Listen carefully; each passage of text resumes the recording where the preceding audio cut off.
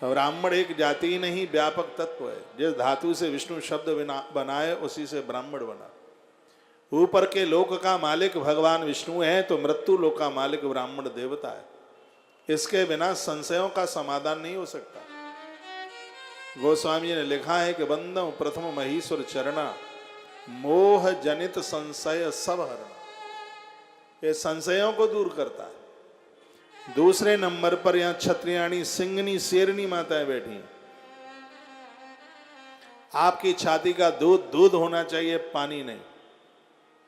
अपनी कोख से ऐसे वीर सपूतों को जन्म दीजिए। पुणे धरती को महाराणा प्रताप की जरूरत है, छत्रपति शिवाजी की आवश्यकता है। ये धरती को पुनः उन वीरों की आवश्यकता है जिनके द्वारा सदैव हिंदुत्व सुरक्षित रहा है। आपके बेटे सेनानी बने, सैनिक बने, ललकार दें दुश्मन को सीमा में खड़े होकर के। वो बहनें बड़ी बड़भाग्नी हैं जिनकी भाल में सिंदूर एक फौजी का है, जो अपनी दिवाली होली सीमा पर खड़े होकर के करता है। मैंने गरुड़ पुराण में पढ़ा है, देश के लिए लड़ता लड़ता ऐसा फौजी जाता है, सूर्यलोक का भेदन करता हुआ उस मुक्ति को प्राप्त होता है जो गति एक सन्यासी को प्राप्त होती है। ऐसा गरुड़ पुराण के अंतर्गत। क्षत्रिय समाज की सुरक्षा के लिए तो ऐसे वीरों को, ऐसे सपूतों को पैदा कीजिए। बढ़िया लोग बैठे हों या वैश्य लोग बैठे हों, अपने बच्चों से नौकरी मत कराइए, इनसे व्यापार कराइए, वाणिज्य कराइए। वस्तु में मिलावट नहीं करें, तराजू से ठीक से तौल करके दें और गुणवत्ता वाली अच्छी सी चीज दे करके चलें, बढ़िया चीज दें। कर्म भी तो हमारी पूजा है। देश का वैश्य ठीक से रहेगा, व्यापार को आगे बढ़ाएगा तो देश की इकोनॉमी बढ़ेगी। नौकरी आपके लिए नहीं है, आपके लिए वाणिज्य है, आपके लिए व्यापार है। बढ़िया सी चीजें दीजिए, लोग आपका विश्वास करें। मैं शास्त्र पढ़ रहा हूं, शास्त्र की बातें कर रहा हूं क्योंकि मेरा जन्म ब्राह्मण के घर में हुआ है। तो जिनका जन्म जहां हुआ है वो अपने अपने कर्म में पारंगत हों, अपने अपने कर्म को ठीक से करें। अब यहां चतुर्थ वर्ण के लोग हैं, शिल्पकार, यह विद्या, यह निर्माण, ये उनके हाथ में।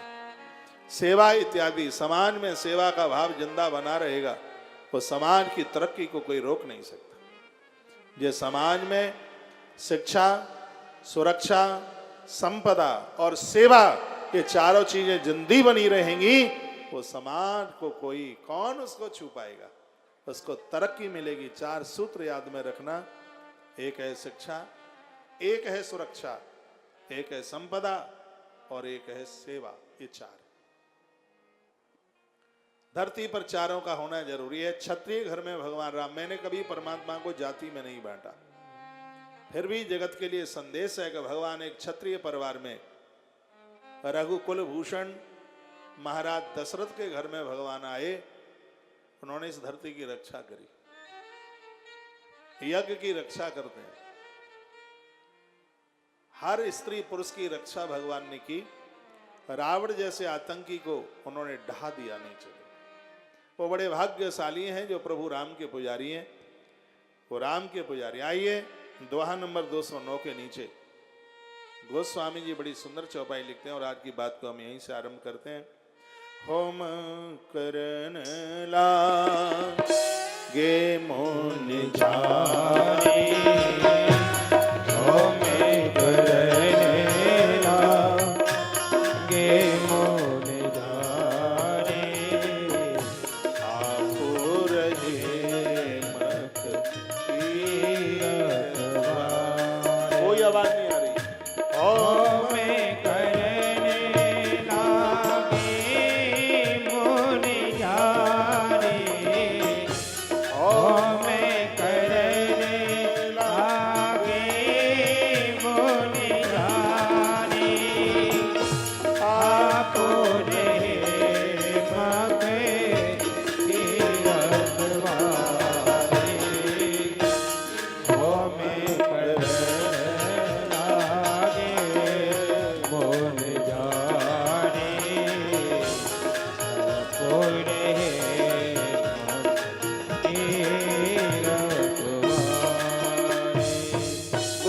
यज्ञ कर रहे हैं, प्रभु राम उसकी रक्षा कर रहे हैं। यज्ञ कर्मों की आप रक्षा कीजिए, जरूरी है।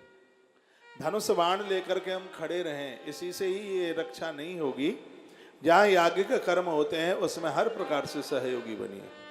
घर से झाड़ू लेकर के जाइए, वहाँ झाड़ू लगा के आइए। रास्ते में कंकड़ पड़े हैं परिक्रमा में, उसे साफ सुथरा करके आइए। जो चीजें इधर उधर पड़ी हैं उनको व्यवस्थित कीजिए। सिर्फ स्वाहा स्वाहा से ही पुण्य मिलता है, मुझे ऐसा नहीं लगता है। चलो ठीक है, बहुत अच्छी बात है, स्वाहा स्वाहा हो रही है, देवताओं को आहुतियां मिल रही हैं, लेकिन ऐसे याज्ञिक कर्मों में अपना तन, अपना मन और अपना धन तीनों को समर्पित कीजिए, तब ही कल्याण होगा। प्रभु राम का संदेश गुरुदेव विश्वामित्र जी महाराज यज्ञ कर रहे हैं, प्रभु राम उनकी रक्षा में लगे हुए हैं। मारीच सुबाहु आया, भगवान ने 100 योजन दूर मारीच को फेंका, क्योंकि परमात्मा को पता है कि अभी सोने का मृग इसको ही बनना है। कल आप सुने थे ताड़का का भगवान ने उद्धार किया। इस कथा को सुनकर के विधर्मी लोग हमारी माताओं को, भाई लोगों को फुसलाते हैं, कहते हैं काय का भगवान है। कृष्ण आया तो पूतना को मारा और राम आया तो ताड़का को मारा। ये वो स्त्रियां थी जो धर्म के बीच में घातक थी, और समाज में ऐसे लोगों का होना बिल्कुल जरूरी नहीं है, चाहे वो स्त्री हो चाहे वो पुरुष हो। कितने महात्माओं का भक्षण कर गई है ताड़का, पूतना ने कितने नवजात बच्चों को मारा। तो इनका होना समाज में बिल्कुल जरूरी नहीं। भगवान वही तो हैं जो समाज में ऐसे कलमशों को दूर करते हैं। पहली बात, यदि इसको अध्यात्म में देखा जाए तो ये दोनों अविद्या है। आप कुछ ठीक करना चाहते हो तो इस अंधकार को समाप्त करना पड़ेगा, इस अविद्या को दूर करना होगा, और यह भगवान ने किया। तत्पश्चात महाराज जनक के यहाँ भूमिजा प्रकट हुई है। और ठीक से सुन लीजिएगा इस कथा को, बिना मूवमेंट के कथा सुने, बिना बात किए हुए कथा सुने। जितनी देर तक कथा चले ऐसा लगे कि आप पंडाल में ही नहीं। मैं यहां से आप सबको देख ही रहा हूं, मेरी निगाहें आप सबके ऊपर गड़ी हैं। मैं कहना चाहूंगा कि माता जानकी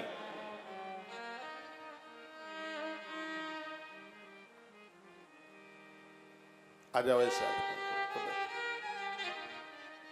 माता जानकी महलों में प्रकट नहीं हुई।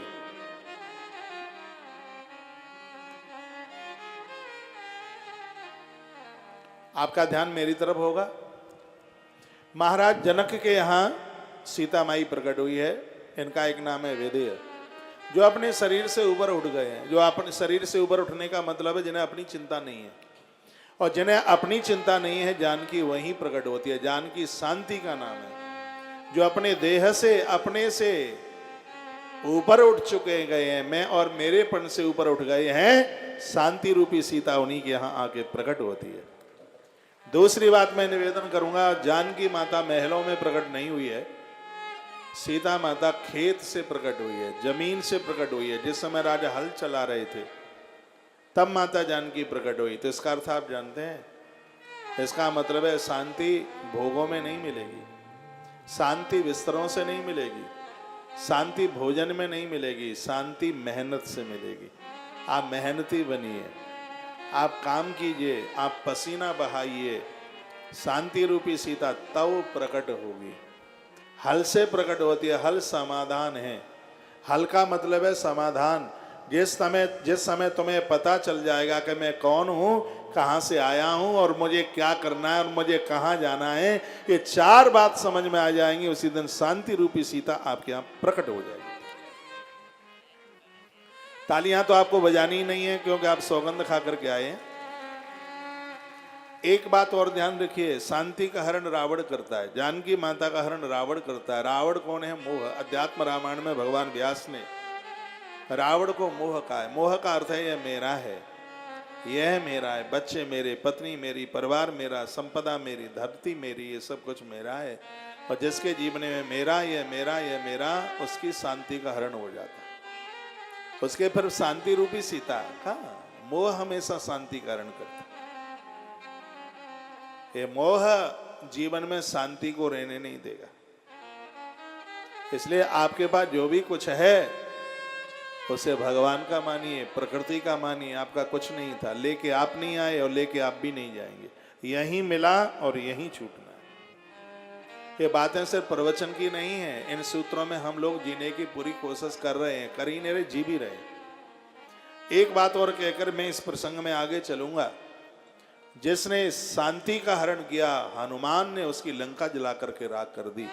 इसका मतलब है कि समाज में यदि आप शांति में खलल करोगे तो यह प्रकृति तुम्हारी जिंदगी की लंका को जला करके राख कर देगी, किसी काम का नहीं रहने देगी। इसलिए किसी की शांति का हरण न करें, शांति के माहौल को बिगाड़े नहीं, समाज में शांति बनी रहे, ऐसा जीवन जिए। जो शांति की खोज करता है उसे हनुमान कहते हैं। मेरा और आपका जन्म शांति की खोज के लिए है। हनुमान पूरा जीवन निकल जाता है, 100 योजन का सागर पार करना होता है शांति की खोज के लिए। 100 योजन का सागर 100 साल की उम्र है। लेकिन जिस दिन आप शांति के चरणों में पहुंच जाते हैं तो शांति आपको आशीर्वाद देती है। सीता माई ने हनुमान को आशीर्वाद दिया। क्यों आने दे रहे हैं आप अंदर? हम मना कर रहे हैं, मत आने दीजिए। आप बैठिए बहन, बैठिए, कथा चालू हो गई है, डिस्टर्ब हो रहा है। ये प्रसाद आप ला रहे हैं, वहां शंकर जी की पिंडी के पास में चढ़ाओ। देखो कितने बड़े शंकर जी वहां बैठे हैं। तो आप तो 6 बजे तक आते हैं तो डिस्टर्ब होता है उसमें। तो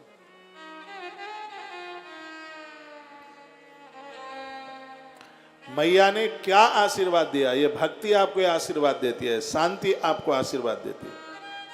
अष्ट से नव निधि के दाता, अष्ट से नव निधि के दाता, असवर दीन जाने की माता।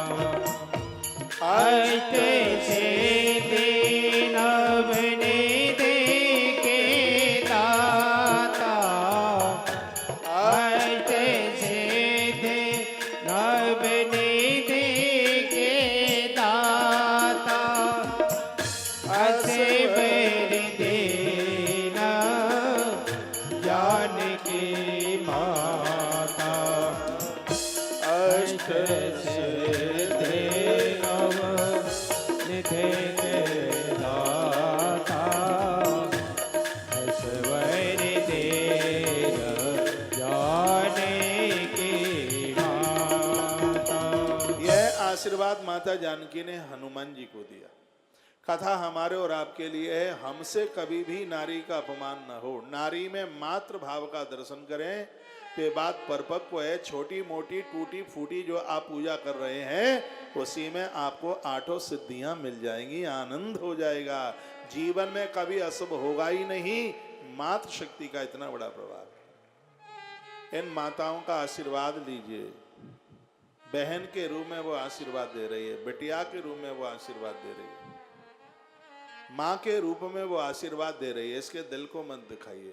आप पति भी बने तो अच्छे वाले पति बनिए। ये भी किसी की बेटी है, कोई घर द्वार परिवार छोड़ के आई है, इसको अपमान मत कीजिए। श्री मनुजी महाराज ने कहा, जहाँ नारी का सम्मान है, रमन्ते तत्र देवता, वहां संपूर्ण देवताओं का वास होता है। दिवाली आ रही है, अब लक्ष्मी नारायण की पूजा करेंगे धन मांगने के लिए। घर में नारियों का अपमान करें और लक्ष्मी नारायण की पूजा करें तो मुझे नहीं लगता कि भगवान प्रसन्न होंगे। इनसे थोड़ा ठीक से बोल लिया करो, अच्छे से बोल लिया करो, इनका आदर होगा, ठीक ही होगा।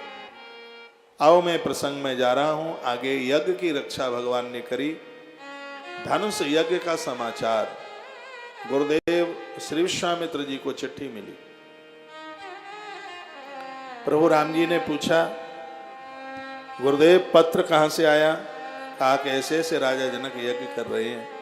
यज्ञ की बात सुनी, भगवान प्रसन्न हो गए। यानी कहीं भी यज्ञ कथा वार्ता धर्म पुण्य की बात सुनते हो तो मुंह को मिलाना नहीं चाहिए, खुशी होनी चाहिए। धनुष यज्ञ सुनि रघुकुल नाथा, चले हर्ष मुनिवर के साथ। मेरे प्रभु राम जी अति हर्षित हो गए और गुरु जी के संग चल पड़े। अच्छे कार्य के लिए आप जाएंगे तो धारा भी प्रसन्न हो जाएगी। जो अच्छे काम के लिए निकले हैं वो जड़ को भी चेतन कर देते हैं। वृक्ष उनसे बात करते हैं, प्रकृति उनसे बात करती है। मैं बिल्कुल बनावटी बात नहीं बोल रहा हूँ। तुलसीवन आश्रम ने 2011 में वृंदावन की परिक्रमा में पेड़ लगाए, वृक्ष लगाए। जब मैं वृंदावन होता हूँ, जब मैं परिक्रमा के लिए निकलता हूँ, तो ऐसा लगता है कि हमने जो पीपल और बरगद के पेड़ लगाए थे वो हमसे बात कर रहे हैं और कह रहे हैं, और दोस्त तू कैसा है? मैं कहता हूँ, दादा मैं तो ठीक हूँ, तुम कैसे हो? कभी कभी तो मेरे संग चलने वाले लोग कहते हैं, महाराज जी क्या है, पागल हो गए हो कि सपना देख रहे हो? मैंने कहा पागल नहीं हो गया हूँ, 2011 में ये पीपल लगाया था और ऐसा लगता है कि ये मुझसे बात कर रहा है, ऐसा लगता है। और ये सच है कि जब हम ठीक से अपने रास्ते को स्वीकार करेंगे, यह प्रकृति हमसे बात करेगी। व्यास बन जाइए। व्यास वह है जो सबका समाधान करे, जो सबका समाधान करता है। पेड़ पौधे उससे बात करते। भागवत जी के 2 नंबर के श्लोक में, महात्म्य में, यम प्रव्रजंतु मनुपेतम पेत कृत्यम द्विपायनो विरह कातर आजुहाव, पुत्रेति तन्मयतया तरवो विनेदु तम सर्वभूत हृदय मुनिमान तोस्मि। भगवान व्यास जब अपने पुत्र के पीछे चले तो नेदु तरवो भी, नेदु कहते हैं उत्तर देने को, तरु कहते हैं वृक्ष को, तो पेड़ों ने तन्मय होकर भगवान व्यास से बात करी। अब मैं आपको भागवत कथा नहीं सुना रहा हूं, इसलिए मैं उधर नहीं जाऊंगा। अभी इतना ही बोल रहा हूं मैं आपको। पेड़ों ने भगवान व्यास से बात करी, तो वृक्ष व्यास से ही बात क्यों करते हैं? क्योंकि व्यास इस धरती के समाधान है। उन्होंने लोगों के प्रश्नों का जवाब दिया है। व्यास का मतलब है विस्तार, जो धर्म का विस्तार करेगा। पूरी प्रकृति उनसे बात करती है। अपनी बुद्धि को ऐसी बुद्धि बनाइए कि मंदिर की प्रतिमाएं हमसे बात करें। महाराज जनक की बुद्धि रूपी बेटी जानकी जब मंदिर में खड़ी होती है तो मंदिर की प्रतिमा उससे बात करती है। सुन शीय सत्य असीस हमारी, पूजे है मन कामना तुम्हारी। मन जाहि राच्यो मिलहि सोवर, सहज सुंदर सावरो। ये मंदिर की प्रतिमा ने बात कही है माता जानकी से। सीता माता से मंदिर की पत्थर की प्रतिमा बात कर रही है। लेकिन ये दुर्भाग्य है कि हमसे हाड़ मांस के लोग भी बात करने को तैयार नहीं है, क्योंकि हमारे अंदर राग द्वेष इतना भरा पड़ा है। अच्छे मार्ग को प्रशस्त कीजिए। पूरी प्रकृति बाजुआं लेकर के खड़ी होगी आपसे दुलार करने के लिए। कथाएं टाइम पास करने के लिए नहीं है, अच्छा जीवन जीने के लिए, अच्छी जिंदगी जीने के लिए। किसी के साथ ऐसा व्यवहार मत कीजिए जो व्यवहार तुम्हें पसंद नहीं है। ईश्वर ने बड़ी कृपा करी है, हम मनुष्य बन के आए हैं। दुर्लभम मानुषम जन्म तदप्य ध्रुवमत्यर्दम। ये मनुष्य जीवन अति दुर्लभ है। पहले तो मिलता नहीं है, और मिल भी गया तो काल का घंटा कब बज गया पता ही नहीं है। ईश्वर ने बड़ी कृपा करी है। केवट ने एक बात कही थी भगवान से, कहा प्रभु आप ही हैं।